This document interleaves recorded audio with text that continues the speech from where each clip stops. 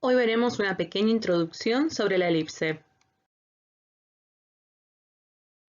La primera ley de Kepler está relacionada con la forma de las órbitas de los planetas. Los planetas siguen órbitas elípticas en torno al Sol, que se encuentra en uno de los focos de la elipse descripta. La elipse es un lugar geométrico de los puntos del plano, cuya suma de distancias a dos puntos fijos llamados focos es una cantidad constante. En la imagen del lado izquierdo observamos un cono que es cortado por un plano con distintas inclinaciones. Vamos a obtener, dependiendo la inclinación del plano, una circunferencia, una elipse, una parábola o una hipérbola. En la animación del lado izquierdo observamos cómo se va generando ese corte y cómo va quedando las diferentes secciones.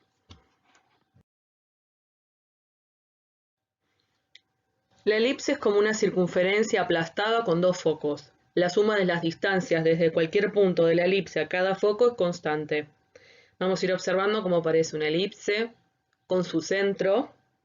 Luego van a aparecer dos puntos los cuales representan los focos de la elipse.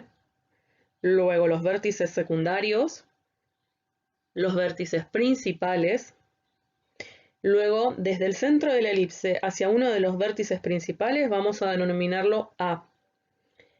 Luego, desde el centro de la elipse a un vértice secundario lo denominamos B. Desde el centro de la elipse hacia uno de los focos lo denominamos C.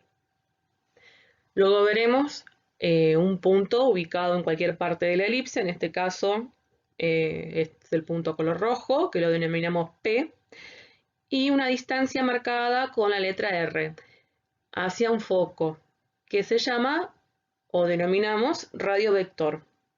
El eje mayor es igual a 2A, el eje menor es igual a 2B. La distancia OF es la semidistancia focal C. OF significa que es la distancia tomada desde el centro hacia el foco. Ahora veremos cómo se denominan los ejes de la elipse.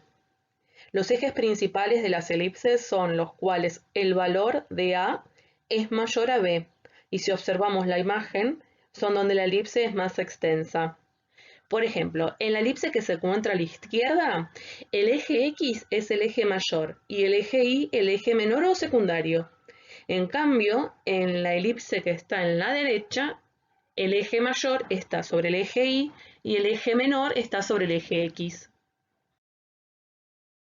Volviendo a la definición de la elipse, observamos que la suma de distancias a dos puntos fijos llamados focos es una cantidad constante.